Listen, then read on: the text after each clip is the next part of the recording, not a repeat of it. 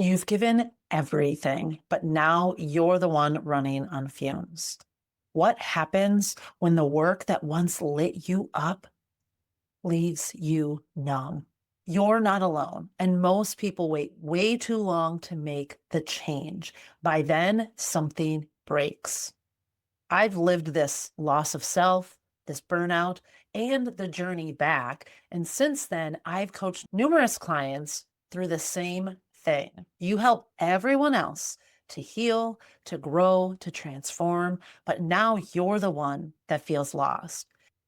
The secret, staying in this loop isn't just exhausting, it can be expensive, emotionally taxing, relationally taxing, and even financially. But there's one thing that almost no one talks about when this happens, and it's why so many burn out or just quit completely. Passion isn't fuel, it's the ignition. And to keep going, you need a different quote unquote engine. If you're really passionate about making a huge difference in this world and you want your mission to go beyond you, to go beyond your lifetime, to go beyond your working hours, you have to treat it like a business, not only your calling. Some of us may feel called to the work that we're doing, and that is great. If we're wanting it to be something beyond our own calling and something bigger and beyond us, we have to make sure we're treating it like a business. Most people never learn to create systems and support, so their impact dies when their energy does.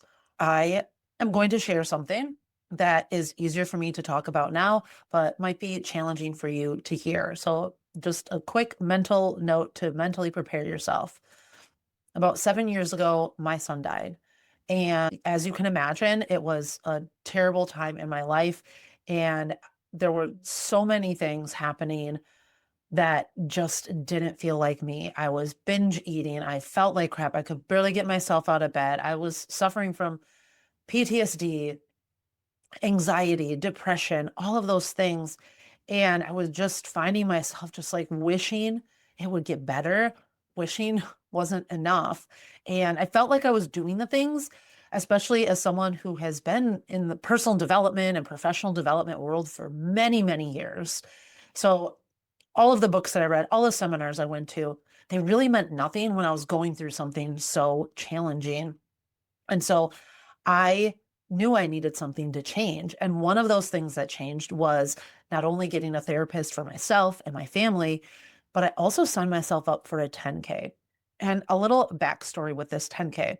At the time, I had become an adult runner and had been running for several years at that point and had run 5Ks pretty regularly at that point, but had only run two 10Ks before that. And both of them didn't necessarily go very well, and they were challenging to train for as well as to run. And when this race sign up came, I had the option of doing a 5K or a 10K, and I almost signed up for that 5K. And then before I signed up for it, I realized something that 5K wouldn't have been enough to push the edges of my comfort zone. It wouldn't have been enough to get me out of bed. It wouldn't have been enough. So I ended up signing up for that 10K. And that was so crucial because it required me to do a few things. And one of those was going deeper with my why. Why did I want things to change? Because at that point, my why wasn't big enough.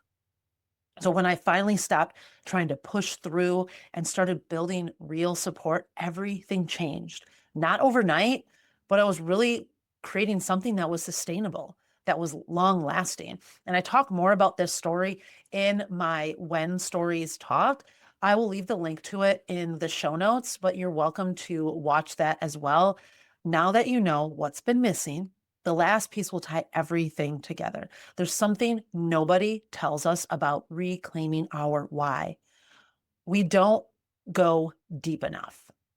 And in my story, I talk about needing to go 5 layers deep. This is something I do with my clients, and that it's really not just something nice to go 5 layers deep. It truly is necessary. If you want to create something sustainable, if you want to create something that goes beyond you, the why has to be deeper. Why was it important then when you started? Why is it important now in this moment? Why is it worth fighting for when it doesn't feel good, when it feels overwhelming, when you're feeling exhausted? Rediscovering your why isn't about going back. It's about going deeper and bringing others with you. That's how you shift from burnout to sustainable leadership. If something in this message resonated with you, feel free to leave it a like. It's anonymous, and you're welcome to subscribe for more videos like this. If you're ready to protect your energy and your mission, one thing you'll need to be able to do is set boundaries and not feel guilty about it. That's the key. Click the video on the screen, or if you're listening to it on a podcast, go to the previous episode and I'll walk you through how to let go of the guilt and give you 3 scripts that you can steal to set boundaries without feeling guilty. As always, if you thought of someone while listening to this message, please send this to them directly and offer that they listen to this message, and they will so appreciate it, because if you thought of them, that means that they are probably thinking, how can I do this thing? And you might be the answer for them. Sending you light and love, and always remember that you are worth it.